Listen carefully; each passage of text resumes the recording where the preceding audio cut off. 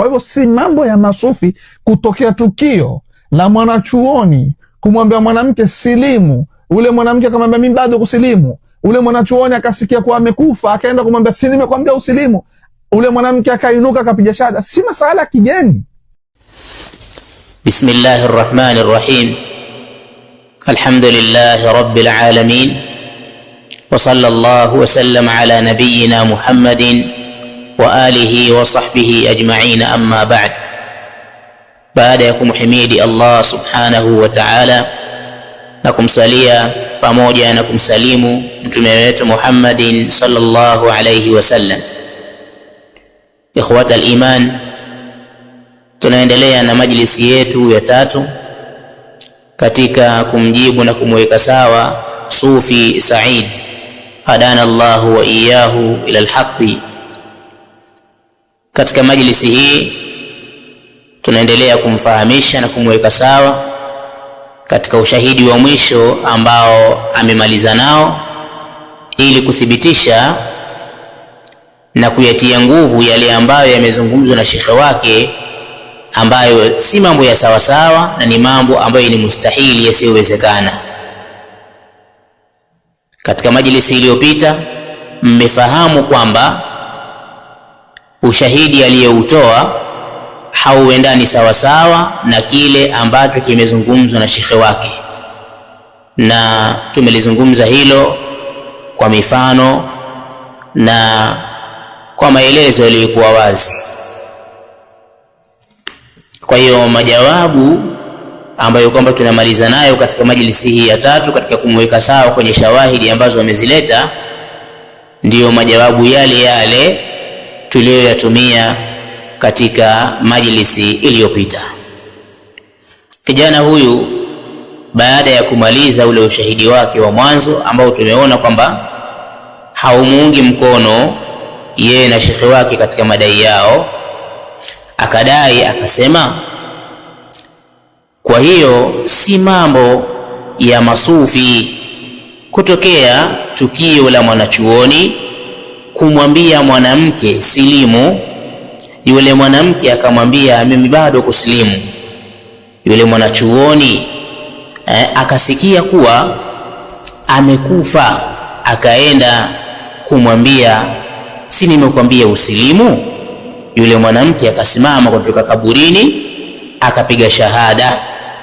Si masala ya kigeni. Kwa hivyo si mambo ya masufi kutokea tukio la mwanachuoni kumwambia mwanamke silimu, ule mwanamke akamwambia mimi bado kusilimu, ule mwanachuoni akasikia kuwa amekufa akaenda kumwambia si nimekwambia usilimu, ule mwanamke akainuka akapiga shahada. Si masala kigeni.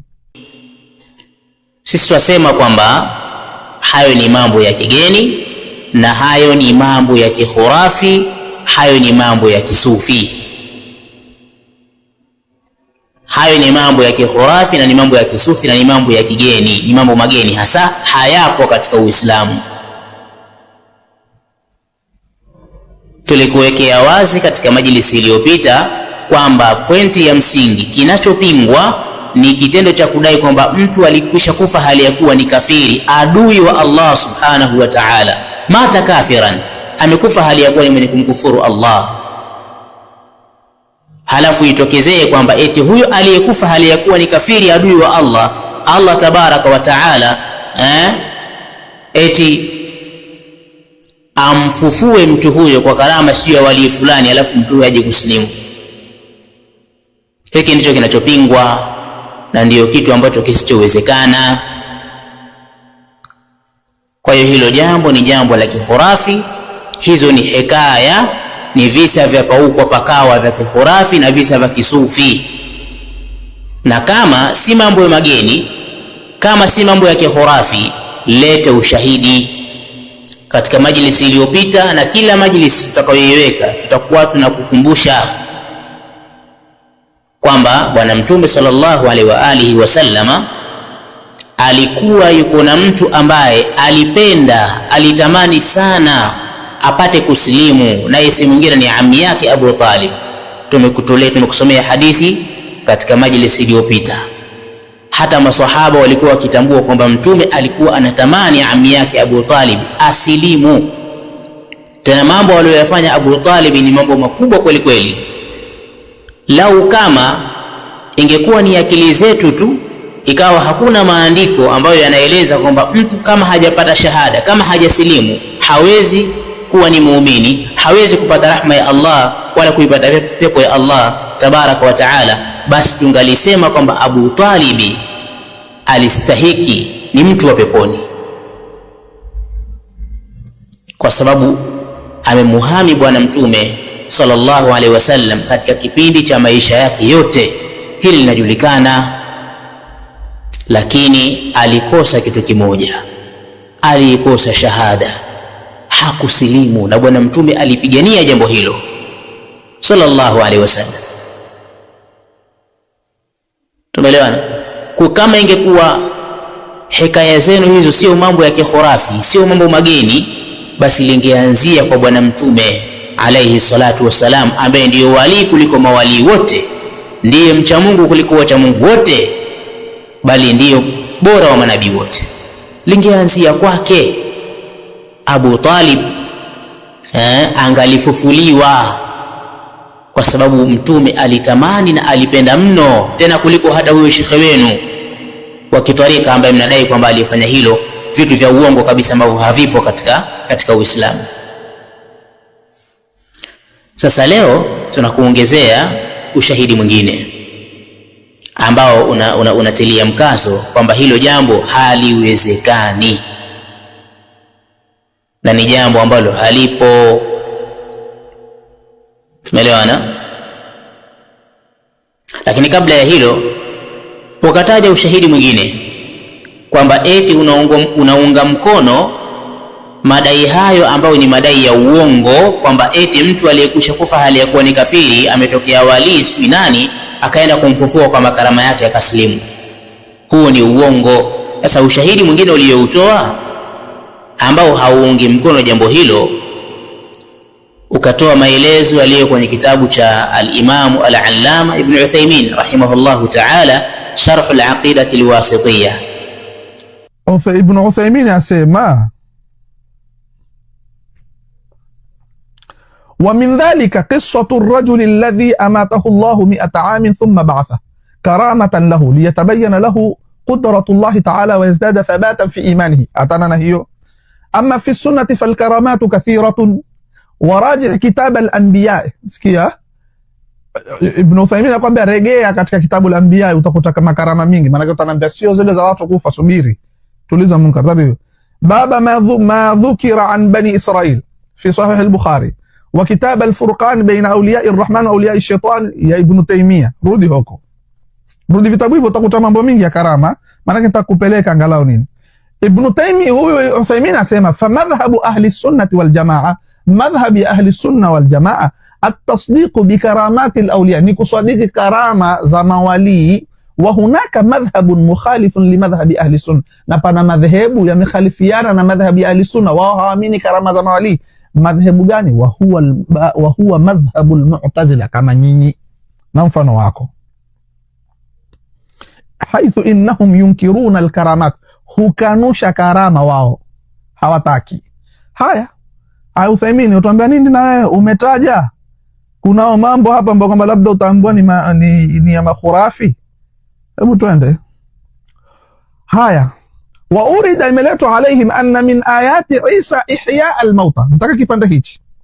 Na imeletwa kuwa miongoni mwa miujiza ya Sayyidina Isa aliyopewa na Mwenyezi Mungu ni ihya al-mauta. Anna min ayati Isa ihya al-mauta. اسمه يا أنا إحياء سوا. ولم يقع ذلك لرسول الله صلى الله عليه وسلم، hali kutokea hilo kwa mtume. Faujiba Ibn Uthaymeen hujibu wewe biannahu waqa'a li atba'i rasuli, kama Nabii Isa kumetokea amehuisha alokufa. Asema haikutokea kwa mtume. Watu hukwambia haikutokea kwa mtume. Sasa Ibn Uthaymeen hujibu asema kama haikutokea kwa mtume, kumetokea kwa wafuasi wa mtume. Kumetokea nini? Maanake ihyaul mauta. Msikie sasa, sijui Uthaymeen ni mwongo na mawahabi hao ni waongo hao wenye hivi, maanake vitabu mvenu hivi.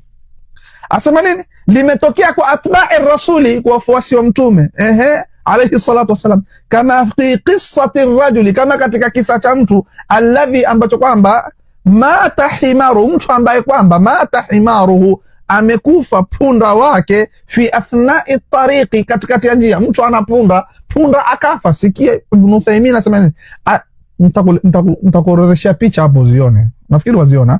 Fi athnai tariqi fadaqa Allah, sikiza, ule mtu punda baada ya kufa akamwomba Mungu ayuhyiyahu, amuhuishe ule punda, amekufa, akamwomba Mungu mfanye awe hai huu. Fa ahyahu Allahu ta'ala, Mungu akamhuisha. Kiswa hicho kimetajwa katika nubuwati, kisha hicho kimetajwa katika vitabu vingi. Kipo punda amekufa, wali akanywa mikono akamwomba dua, akainuka. Sasa sijui itakuwa mwongo nani hapa, Allahu a'lam. Mimi hapa nimemaliza. Hivi ni katika vitabu viwili tu. Haya maelezo ambayo kwamba unayasoma kwenye kitabu cha Ibn Uthaymeen rahimahullahu ta'ala ni sawa na yale uliyoyasoma kwenye kitabu cha al-Imam al-Baihaqi, maelezo yaliyonukuliwa kutoka kwa Imam al-Bukhari, kwamba ndani ya ushahidi huu hakuna kinachosapoti na kuunga mkono maelezo ya uongo mnayoyatoa. Nyinyi mnadai kwamba huyu ni mtu aliyekufa ni kafiri, halafu eti atokea mtu ambaye ana makarama yake eti akaenda kumfufua halafu akaslimu. Hiki kitu hakipo. Ushahidi unaoutaja kwenye kitabu cha Sheikh Al-Uthaymeen rahimahullahu ta'ala haujataja kitu hicho, bali kilichotajwa ni kama ulivyoeleza kwamba kilichotajwa Al-Uthaymeen rahimahullahu ta'ala natueleza kwamba kuna wali, kuna mja mwema katika waja wa Allah tabaraka wa ta'ala ambaye ngamia wake alikufa. Huyu wali akamuomba nani? Akamuomba Allah subhanahu wa ta'ala. Allah tabaraka wa ta'ala akamuitikia dua yake, akamuhuisha, akampa uhai tena yule ngamia aliyekwisha kufa. Tumeelewana? Sasa hapo hakuna masala ya kwamba eti aliyekufa ni kafiri halafu akafufuliwa akasilimu. Kwa lazima uzingatie jambo hili. Hii ndio pointi ya msingi. Ushahidi unaotoa pia kwenye kitabu cha al-Imam Al-Uthaymeen rahimahullah haukuungi mkono kabisa hata mara moja. Tena cha ajabu ni kwamba ukiangalia huyo wali alimuomba Allah tabaraka wa taala, ewe Allah nakuomba, amuomba Allah subhanahu wa taala amuhuishe na yule ngamia wake aliyokufa, na Allah akamuitikia dua yake. Lakini cha ajabu nyinyi mnasema, mnaonesha wazi kabisa kwamba huyo wali wenu huyo, sijui sharifu wenu huyo, eti yeye alikwenda kwenye kaburi baada ya kufariki kwa huyo mtu aliyekuwa ni kafiri. Yani yeye ndo akafika na muamrisha kwamba, kwa nini nilikwambia, si nilikwambia usilimu, alafu akaamka pale pale akasilimu. Sasa hii ni ghuluu kwanza. Ina maana sasa huyu wali wenu na sharifu wenu, manake huyu ni Mungu. Sasa naudhu billahi min dhalik, manake yeye hana cha kumuomba Mungu, ni yeye tu afika na muamrisha, simama, si nilikwambia usilimu. Haya ndio yale aliyoyasema Al-Ghumari, mwanachuoni wenu wa kisufi, na wazodoa nyinyi kwamba huko ni kuwapaisha mawalii, kuwafikisha kwenye levu ya uungu, kama mlivyodai kwa maelezo ya uongo. Kama alivyotutajia, mnadai kwamba Ahmad al-Badawi eti alimfufua mtu aliyekusha kufa, akasema qum bi idhni, simama kwa idhini yangu. Sasa huu ni uongo, na hayo maelezo yenu pia yanaonekana pia ni ya uongo, ukiachilia mbali kwamba ndani yake kuna uongo kudai kwamba amekufa hali ya kuwa ni kafiri alafu akafufuliwa akasilimu. Huu ni uongo wa kwanza.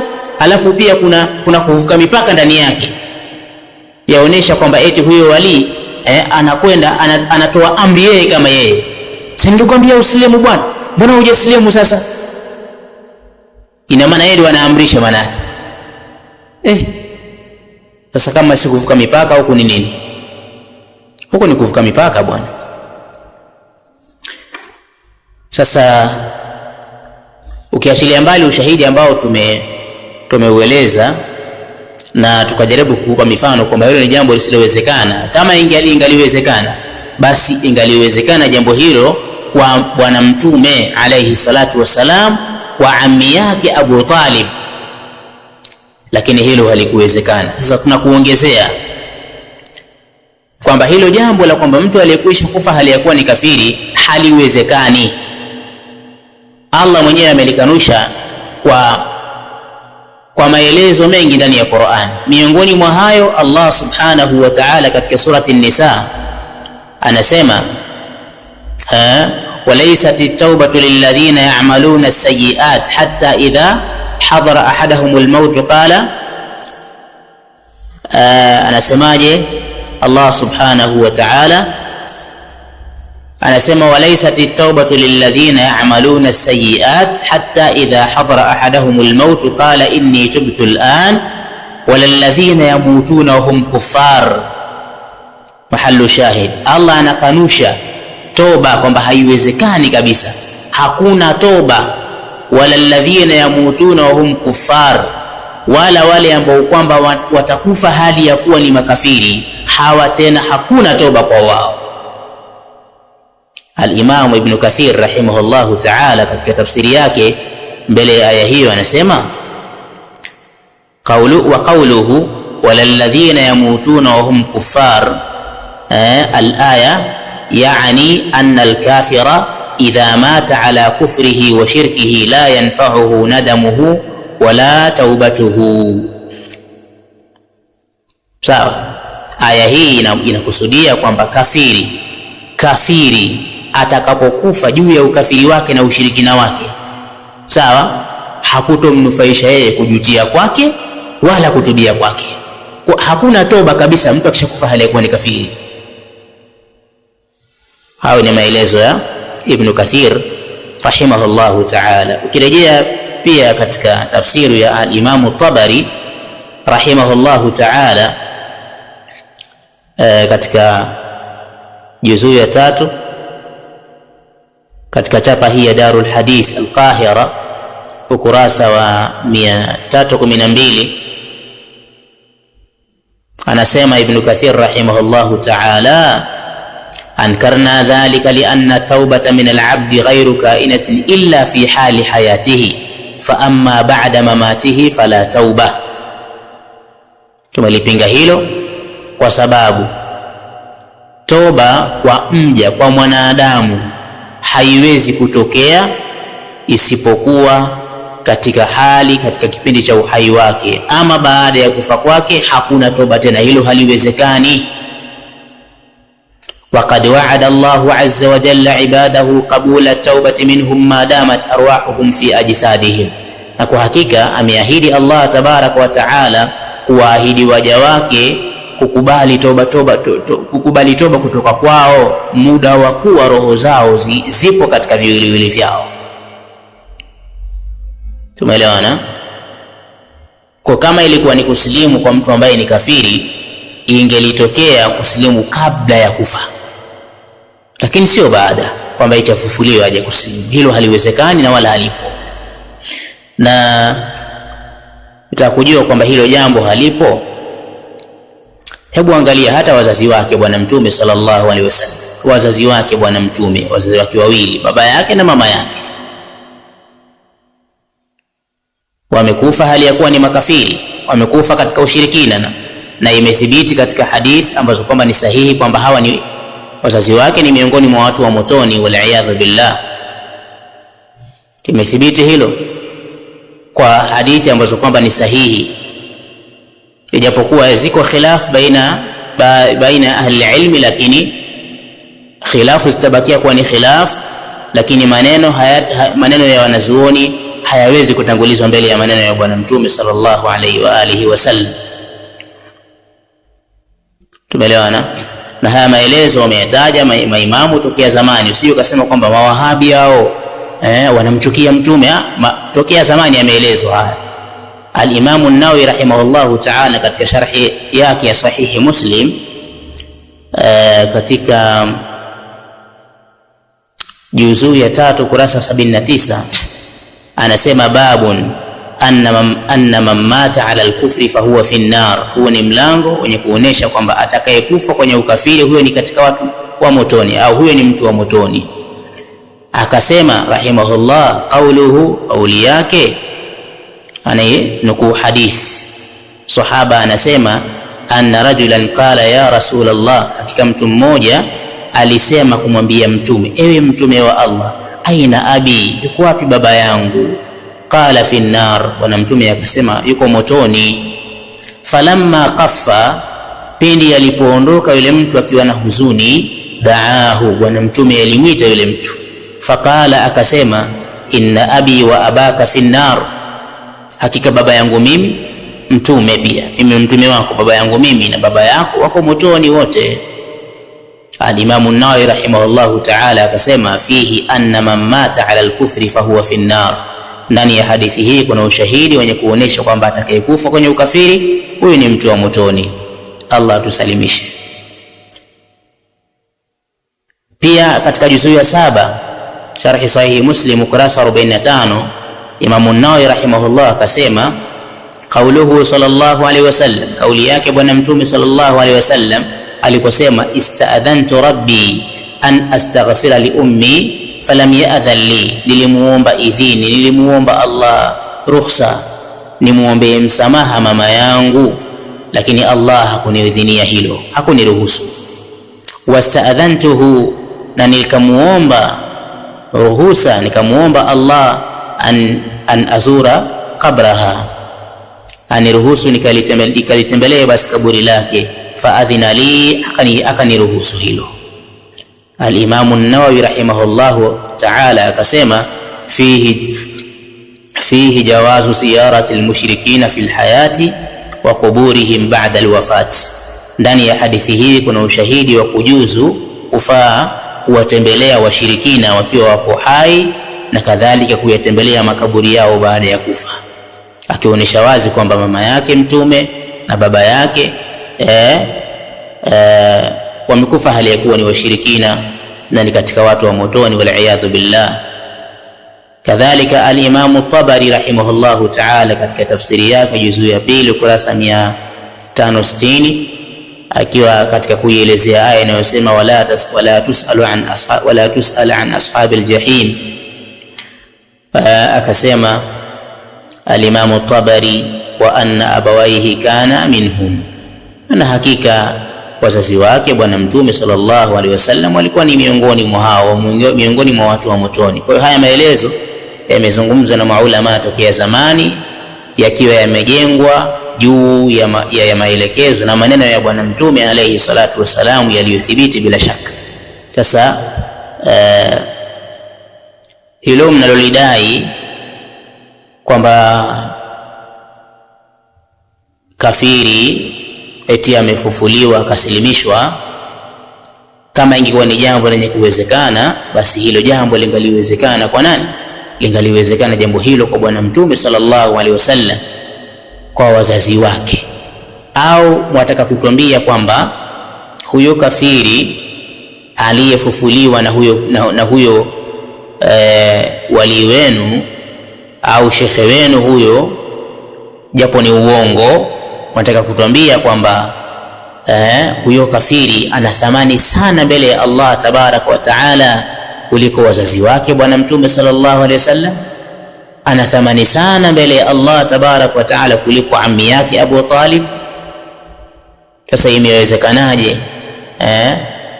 liwezekane hilo kwa huyu kafiri asiyojulikana, hana lolote, alafu lishindikane jambo hilo kwa wazazi wa bwana Mtume na ammi yake Abu Talib? Hiyo yote ni kuonesha kama hilo jambo ambalo kwamba mnalitetea ni jambo ambalo halipo na wala haliwezekani. Wallahu a'lam, wa sallallahu ala nabiyyina Muhammad wa alihi wa sahbihi ajma'in, walhamdulillahi rabbil alamin.